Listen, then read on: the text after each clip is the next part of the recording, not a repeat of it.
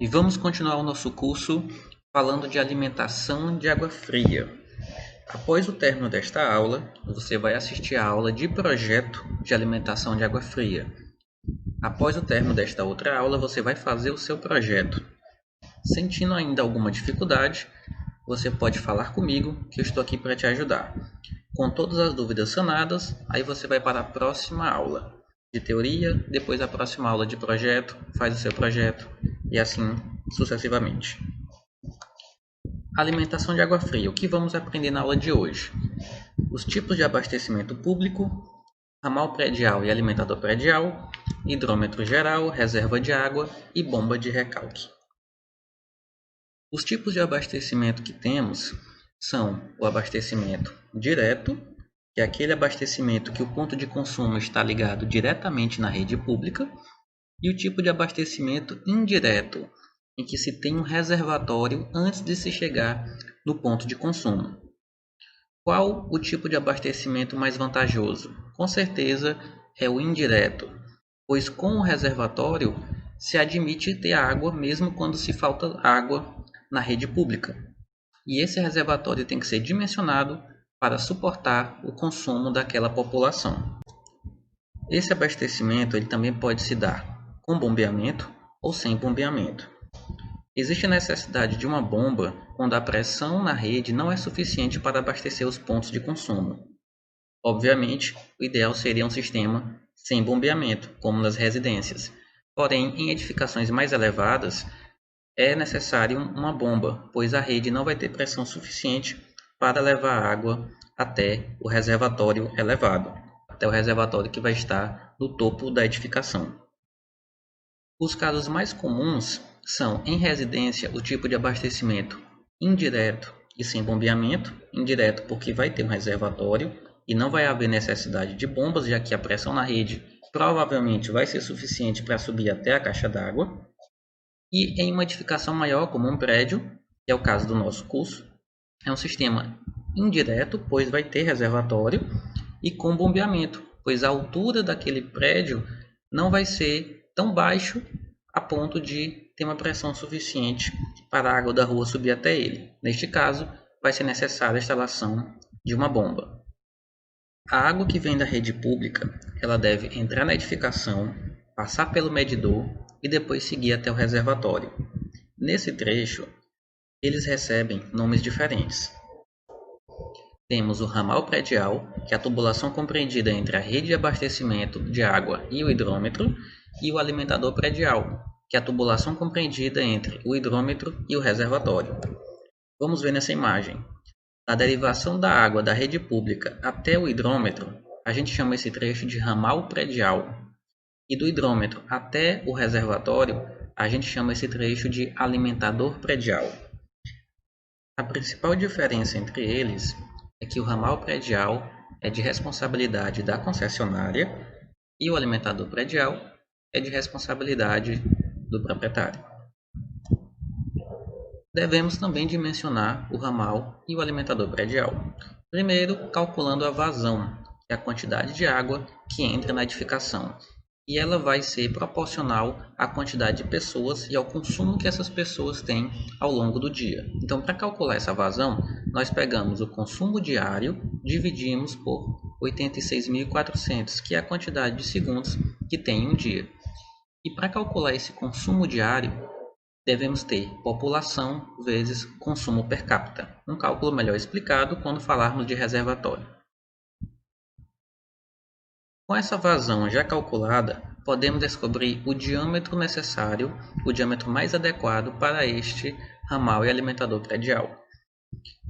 Descobrimos a vazão e, para calcular o diâmetro, precisamos descobrir a velocidade para calcular a área do tubo e, com a área do tubo, descobrir o diâmetro. Já que é um tubo circular, temos a área do círculo π diâmetro ao quadrado dividido por 4.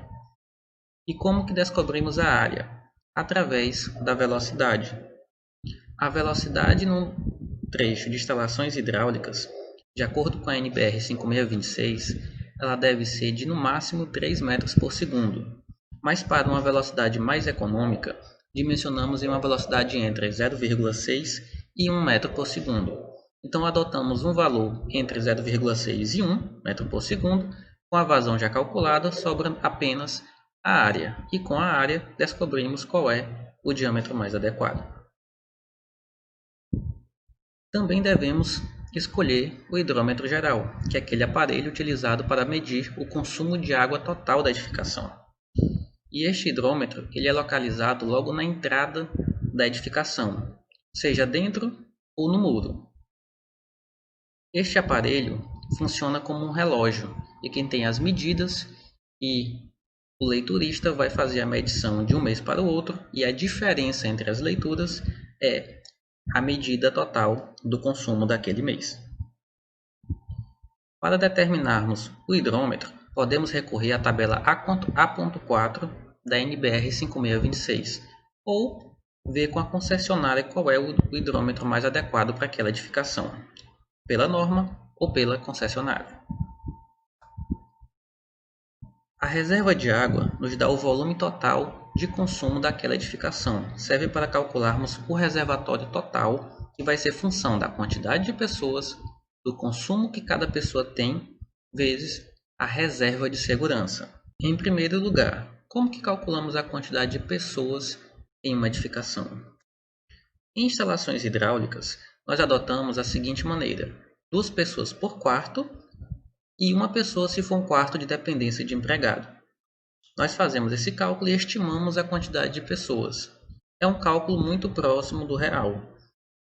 Muitas vezes o prédio tem um apartamento com 3 quartos, mas só moram 2 pessoas. Em compensação, tem outros que têm 3 quartos e moram 9 pessoas. Então, esta conta nos dá uma média bastante razoável. Feito o cálculo da população, devemos determinar o consumo de cada pessoa. O consumo por pessoa vai depender da edificação e do uso que temos naquela edificação. Por exemplo, no nosso caso, nós vamos fazer um projeto de um apartamento. Então, o consumo que nós vamos usar no nosso projeto é um consumo per capita de 200 litros por pessoa a cada dia. Se o nosso projeto fosse uma residência de médio valor, por exemplo, usaríamos o valor de 150 litros o consumo. Então, cada edificação, cada uso, temos um consumo adequado. E a reserva de segurança é aquele valor que nós utilizamos para caso falte água na rede pública. Pegar a população e multiplicar pelo consumo, nós descobrimos o valor consumido pela população em um dia. E se faltar água, a população vai ficar sem água no outro dia? Então, por isso utilizamos a reserva de segurança, que vai depender muito das características da região. Se for um local que falta muita água, o aconselhável é utilizar uma reserva de segurança de 2, ou seja, multiplicamos o volume total consumido por 2. Então, se faltar água um dia inteiro, temos certeza de que ainda vai haver água para aquela população no outro dia.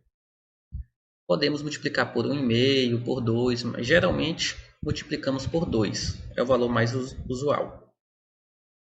Ao descobrirmos o volume calculado, devemos distribuir esse volume de acordo com a quantidade de reservatórios. Se for uma residência, é bem provável que teremos apenas um único reservatório, que é a caixa d'água que estará elevada. Quando estamos trabalhando com uma edificação predial, teremos 2 reservatórios. Um reservatório elevado, que estará no topo, lá na cobertura, e teremos um reservatório no térreo, chamado de cisterna. Então, devemos dividir esse volume entre os 2 reservatórios. Geralmente, adotamos no cálculo 60% do volume total na cisterna e 40% do volume total no reservatório superior.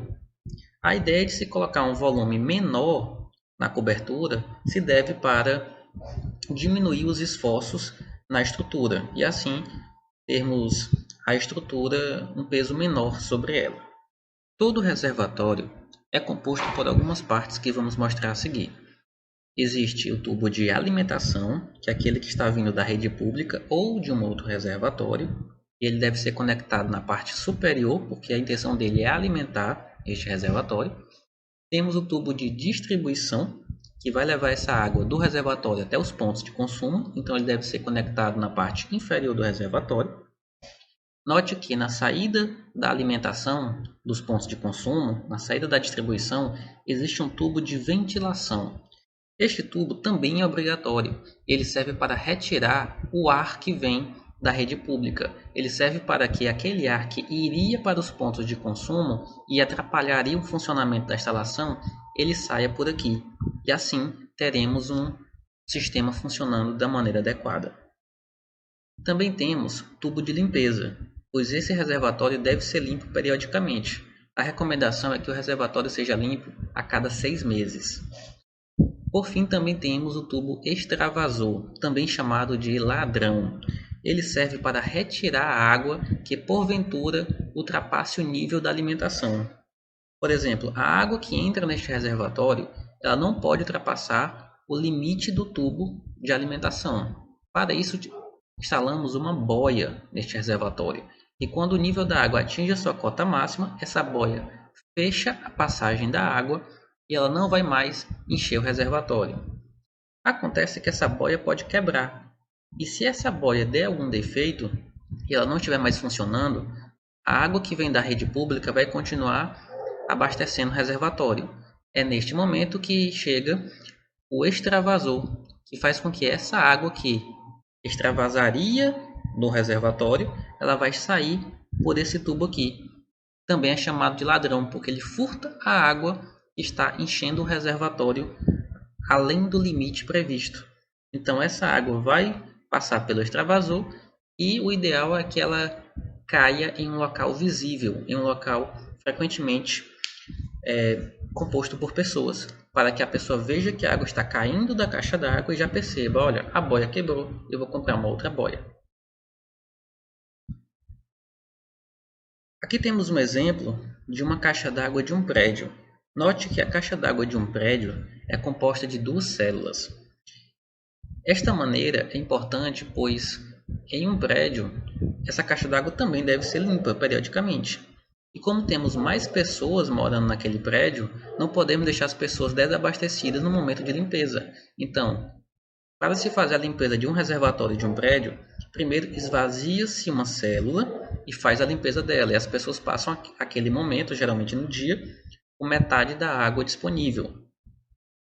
Feita a limpeza desta célula, ela é abastecida novamente e depois esvaziada a outra célula para fazer a limpeza desta outra célula. E as pessoas ficam, mais uma vez, com metade da água disponível até todo o reservatório estar limpo e estar abastecido da maneira adequada. E por fim, vamos falar da bomba de recalque, que é necessária quando a pressão da rede pública não é suficiente para alimentar o reservatório superior. Isso acontece nos prédios, isso acontece no nosso projeto. E do que é composto um sistema de bombeamento? O sistema de bombeamento é formado por 2 partes.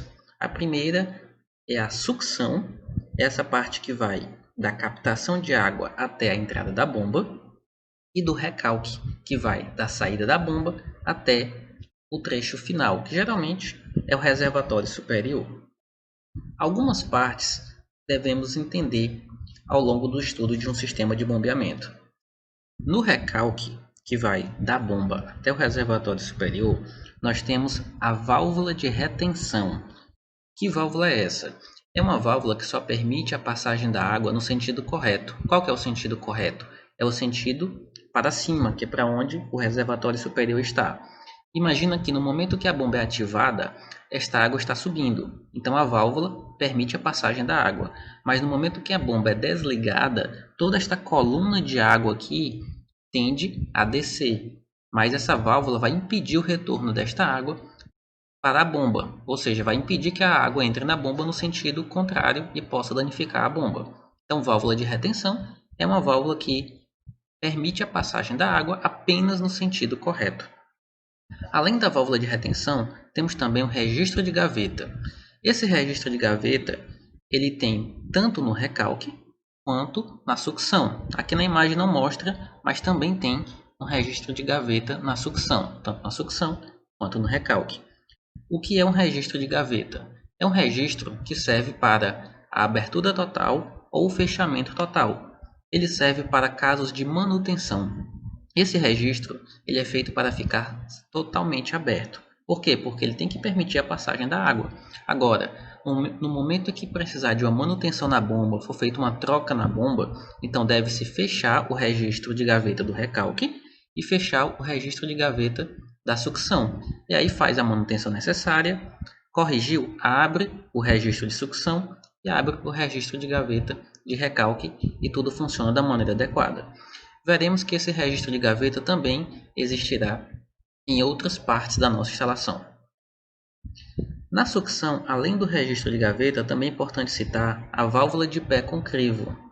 A válvula de pé, que tem esse nome porque está no pé da tubulação, ela recebe esse nome especial, mas ela também é uma válvula de retenção. E qual é a função de ter uma válvula de retenção no pé da tubulação? Porque quando a bomba está funcionando, esta água está passando pelo tubo de sucção, neste caso ela está subindo. Então no momento que a bomba é desligada, esta parte aqui que está acima do nível da água tende a descer e a bomba iria ficar com um trecho sem água. E no momento que fosse ligada de novo, chegaria ar na bomba antes da água. E tubulação feita para uma instalação hidráulica tem que ter apenas água, nem ar não pode ter. Então, esta válvula de pé, que é uma válvula de retenção, serve para impedir que se tenha água na tubulação da bomba.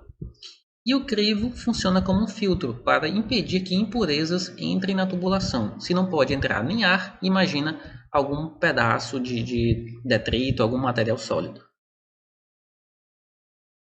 É importante sabermos também que a bomba pode estar instalada de duas maneiras.